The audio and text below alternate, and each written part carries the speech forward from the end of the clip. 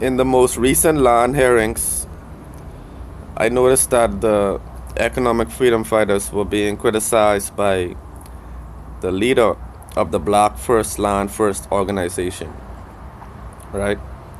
I was quite surprised that the brother from the Black First Land First organization actually criticized both the ANC and the EFF, because in his opinion there are already constitutional provisions and constitutional remedies to resolve the expropriation issue.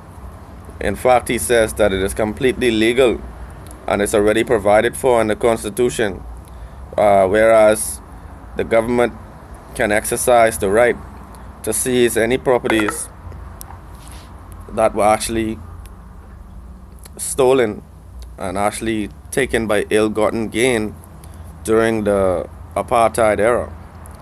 Now, this brother Andile Mngxitawa, I think I pronounced his name correctly. This brother reminded me of the revolutionary zeal of a Steve Biko, of a Marcus Garvey. He came in that type of energy. He actually was very direct.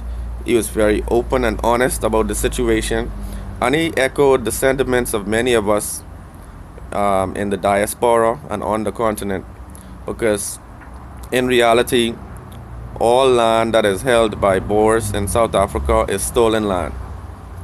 All white-owned land is actually stolen land on the continent of Africa in general, right?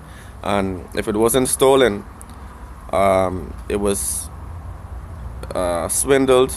It was taken by some force beyond the physical force. Perhaps some people exerted economic pressure, but they used this type of environment to take away the valuable arable land on the continent. So I agree with the sentiments of this brother.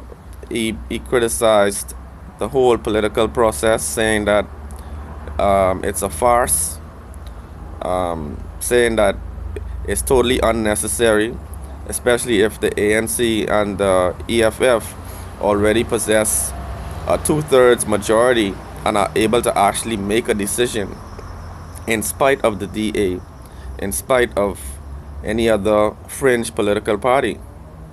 Okay? So, but what I really wanted to say regarding this issue, apparently the leaders of the BLF, the Black First Land First organization, were expelled from the EFF. Sometimes we miss an opportunity to create the type of revolutionary organization that the continent really needs, that our people really needs. And when I look at the EFF and I look at the Black First Land First organization, I see the potential for us to achieve all of the goals that we have in mind. And I see a true Pan-African ideology in both of these organizations.